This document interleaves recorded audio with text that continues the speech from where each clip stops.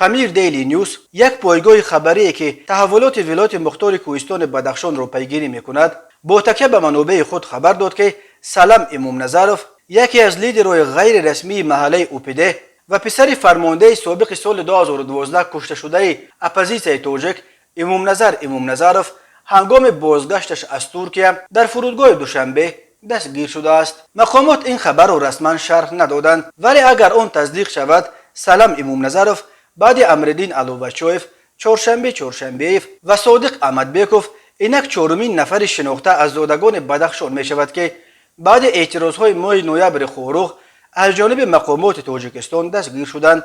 لازم به ذکر است که دوی آنها امام نظرов و احمدبیکوف هنگام بازگشت از ترکیه در فرودگاه دوشنبه به دست افتادند و دوی دیگر را مقامات روسیه به دوشنبه سپردند. ولی رمضان رحیمزاده وزیر کارهای داخلی تاجیکستان روز 2 فوریه در نشست خبریش گفته بود که در چند مدت اخیر 15 نفر از اعضای گروه‌های متشکل جنایتی بدخشان از کرده پشیمان شده اختیاراً به مقامات حاضر شدند. منابع پامیر دیلی نیوز از خورخ گفتند سلام امام نظرov از ترکیه از طبابت برمیگشت.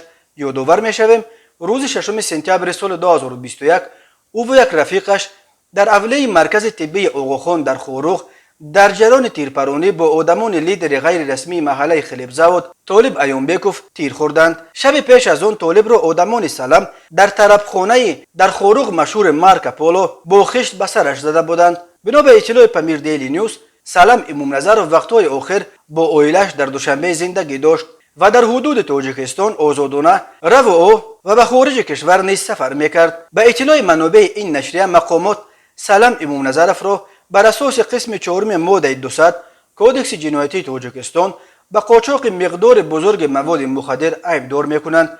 گویا یکی از نفران انوش چند سال پیش با چنین جرم دستگیر شده بیانات داده بود است که سلام نیز در این کار دست دارد، اما نزدیکان این لیدر محله اوپیده دست داشتن او در مواد مخدر را رد کرده میگویند سلام به تجارت مشغول است.